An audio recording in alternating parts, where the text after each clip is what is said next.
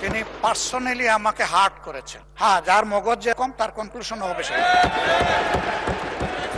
একটা প্রবাদ আছে, রেগে গেলেন তো হেরেই গেলেন। আমি এটার তীব্র নিন্দা জানাই। মুক্তিযুদ্ধে তার অবদান সবকিছুই বলেছেন, কিন্তু নিজের অবদান বলতে গিয়ে আরেকজনের অবদানের উপরে হাতুড়ি পিটানোর অধিকার কাউকে দেওয়া হয়। তিনি পার্সোনালি আমাকে হার্ট করেছেন। তিনি বলেছেন যে আমি বলে থাকি আমি শহীদ মুক্তিযোদ্ধা পরিবারের সদস্য, তাহলে ইনি এটাকে চ্যালেঞ্জ করছেন। 2 নম্বর, উনি বলেছেন কোন মুক্তিযোদ্ধা কিংবা শহীদ মুক্তিযোদ্ধা পরিবারের কেউ জামাত ইসলামী করতে পারে না। তাহলে উনাকে জিজ্ঞেস করে করা লাগবে আমি কোন দল করব, কোন আদর্শ আমি অনুসরণ করব, এর উপর হস্তক্ষেপ করার ন্যূনতম কোনো অধিকার রাষ্ট্র কিংবা সংবিধান কাউকে দেয়নি। আমি এটার তীব্র নিন্দা জানাই।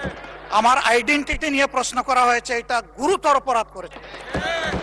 আবার আমার আদর্শ সিলেকশনের ব্যাপারে উনি কথা বলেছেন, এটা বাড়তি অপরাধ করেছেন। আমি অনুরোধ করব মাননীয় স্পিকার, তার এই অসংসদীয় অংশটা এখান থেকে যেন এক্সপান্স করা হয়।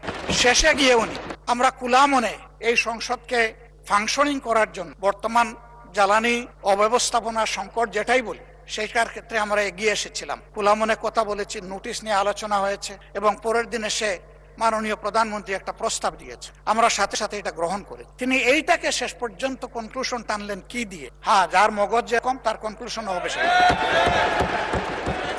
তার মতো একজন প্রবীণ ব্যক্তির কাছ থেকে, রাজনীতিবিদদের কাছ থেকে আমি এই ধরনের আচরণ আশা করিনি।